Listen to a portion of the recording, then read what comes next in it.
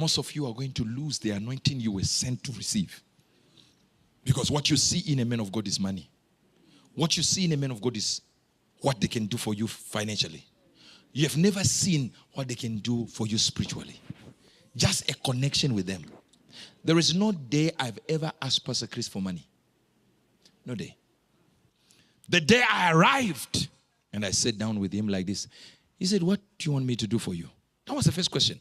And I'd already been informed by the sister, who is also a minister in the church, that he helps people millions and millions and millions. He's just built another person's church, and I know you're building a church. If he asks you, just tell him about the church. Don't worry. He means it.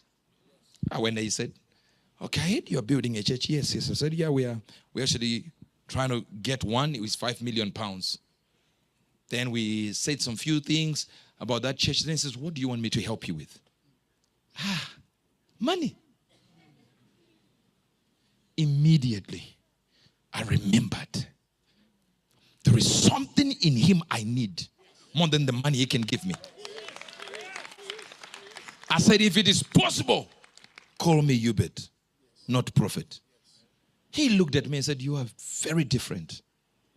Now I struck a chord. I'm no longer like any freeloader.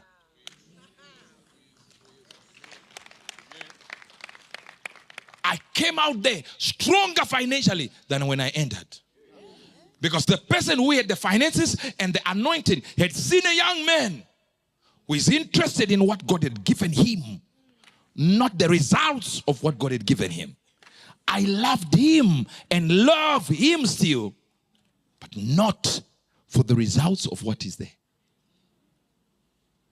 Sometimes for him to say hello on the phone, it's a grace, it's a plus. Just to see his photo, I'm like, that's my father. What has taken place? Because you have no idea. If you honor a man, you possess exactly what they have. And you have an advantage. I honor Pastor Chris. That means I have something from him that I caught. That my spirit caught. Now hear this. You have me, who has caught something about Pastor Chris. And I've received from Pastor Chris. And you have me, Pastor Chris, in what you have. Who is a beneficiary here? You. You got two sources you can take advantage of. I have one.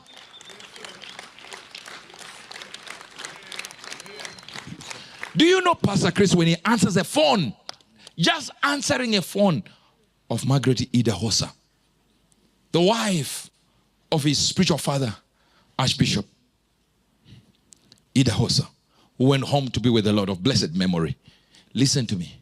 He kneels down to answer a phone. That's why I said to you, never kneel down before a man of God who doesn't kneel before another man of God. Never. It will be called worship. If whosoever you are kneeling down to is not kneeling down to someone else, you're worshiping him. This is what you call men. No funny jokes.